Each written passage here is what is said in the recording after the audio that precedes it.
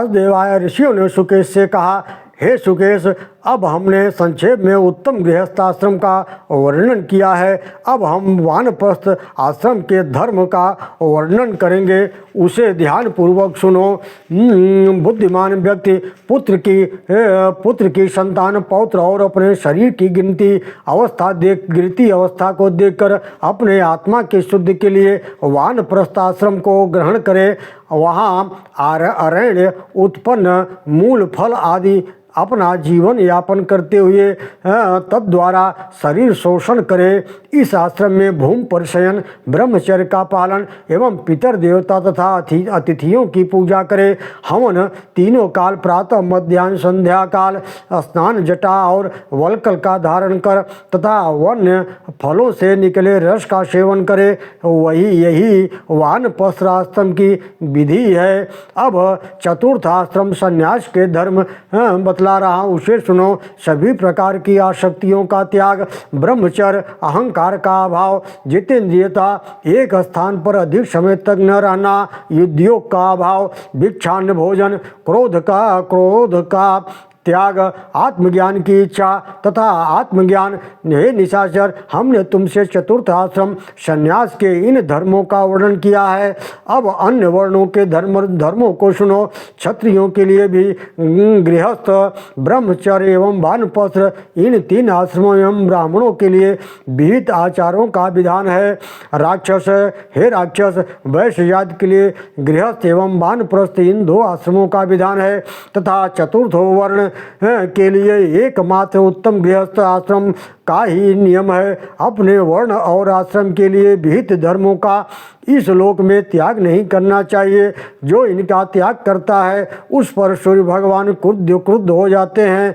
भगवान भास्कर क्रुद्ध होकर उस मनुष्य की रोग वृद्धि एवं कुल का नाश करने के लिए प्रयत्न करते हैं। अतः मनुष्य स्वधर्म का न तो त्याग करे और न अपने वंश की हानि होने दे। जो मनुष्य अपने धर्म का त्याग करता है उस पर भगवान सूर्य क्रोध करते हैं।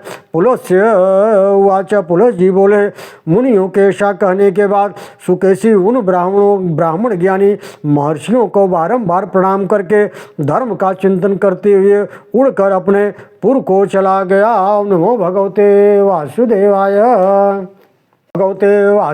सज्जनों, अभी से अध्याय में दैत्यों का धर्म है, सदाचार का पालन है, सुकेशी के नगर का उत्थान और पतन है और वरुण असी की महिमा है, लोलार्क का प्रसंग है। सीधा चलते हैं कथा की तरफ। पुलस्त्यवाच ततः सुकेशी देवर्ष गत्वा स्वपुरमुत्तमम् समाहूया ब्रवीत सर्वान् राक्षसान् धार्मिकं वच।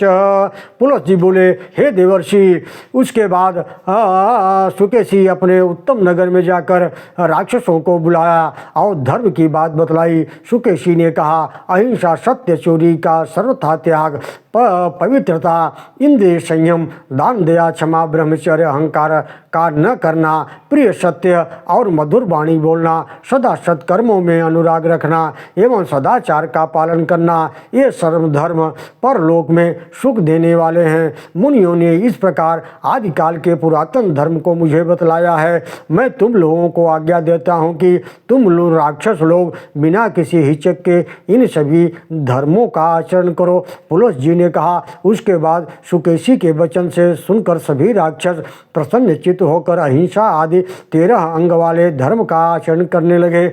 इससे राक्षसों की सभी प्रकार की इच्छा पूर्ण हो गई, अच्छी उन्नत होने लगी। वे पुत्र, पौत्र तथा धर्म, अर्थ, सदाचार आदि से संपन्न हो गए। नारद जी, हे नारद जी, इस प्रकार वार्ता करने वाले वाक्यों को सुनकर सूर्य सोचने लगे कि ये लोग शुभाशुभ वचन क्यों बोल रहे हैं। भगवान दिवाकर ऐसा विचार कर ध्यान मग्न हो गए और उन्होंने देखा कि समस्त त्रैलोक्य चारों ओर से राक्षसों द्वारा ग्रस्त हो गया है।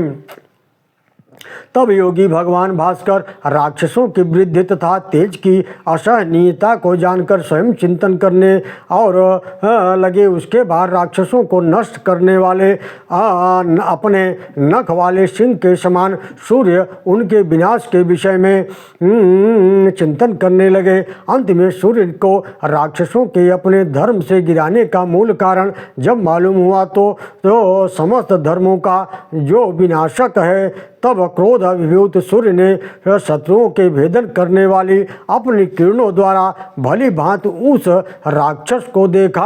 ओम नमो भगवते वासुदेवाय। उस समय सूर्य द्वारा क्रोध भरे दृश्य देखे जाने के कारण वह नगर नष्ट हुए पूर्ण वाले ग्रह के समान आकाश से नीचे गिर पड़ा।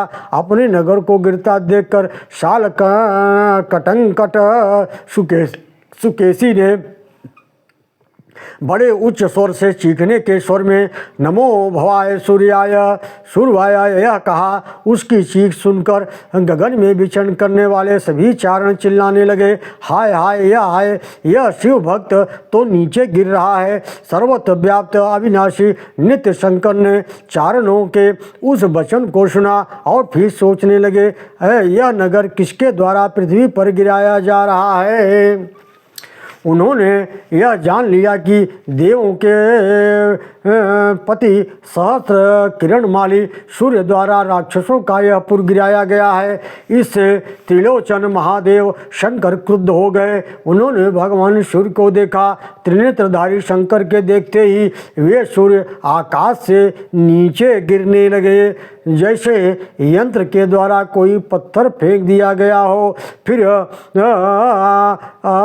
पलाश पुष्प के समान आभा वाले सूर्य वायुमंडल से अलग होकर किन्नरों एवं चारणों से भरे अंतरिक्ष से नीचे गिर गए।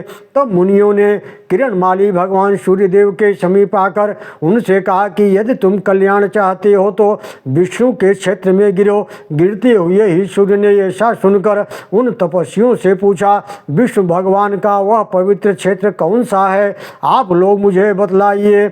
इस पर मुनियों ने सूर्य से बतलाया कि तमुचर मुनिः सर्वे सूर्य सुक्षेत्र महाफलम श्रामंतम वासुदेवस्य भावे तंकर। सुनिए, इस समय वह क्षेत्र वासुदेव का क्षेत्र है, किंतु भविष्य में वह शंकर का क्षेत्र होगा। योगशाही से आरंभ कर केशव दर्शन तक का क्षेत्र हरि का पवित्र क्षेत्र है। इसका नाम वाराणसीपुरी काशी है। उसे सुनकर शिव जी की नेत्राग्नि से संतप्त होते हुए भगवान सूर्य वरुणा और असी इन दोनों नदियों के बीच में गिरे। उसके बाद शरीर के जलते रहने से व्याकुल हुए सूर्य असी नदी में स्नान करने के बाद वरुणा नदी में इच्छानुकूल स्नान किए। इस प्रकार शंकर के तीसरे नेत्र की अग्नि से दग्ध होकर वे बारंबार असी और वरुणा नदियों की ओर समान चक्कर काटते हुए स्नान करने लगे।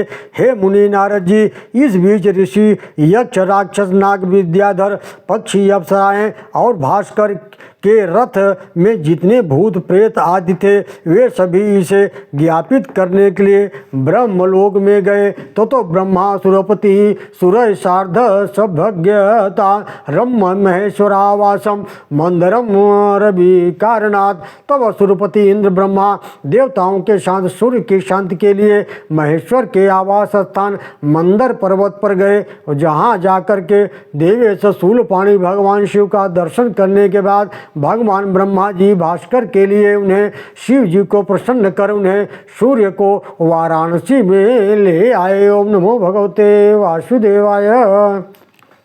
ततो दिवाकरं भूय पणिनादाय शंकरः कृत्वा नामस्य लोलेति रम्यमारोपयत् पुनः आरोपिते दिनकरे ब्रह्माभ्येत्य सुकेशिनं स बांधवं नगरं पुनरोपयद दिवि समारोप्य सुकेशी च परिष्वज्य च शंकरं प्रणम्य केशवं देवं वैराजम स्वगृहम गत। फिर भगवान शंकर ने सूर्य भगवान को हाथ में लेकर के उनका नाम लोल रख दिया, जिसके नाम से लोलारक कुंड पड़ गया। उन्हें पुनः उनके रथ पर स्थापित कर दिया।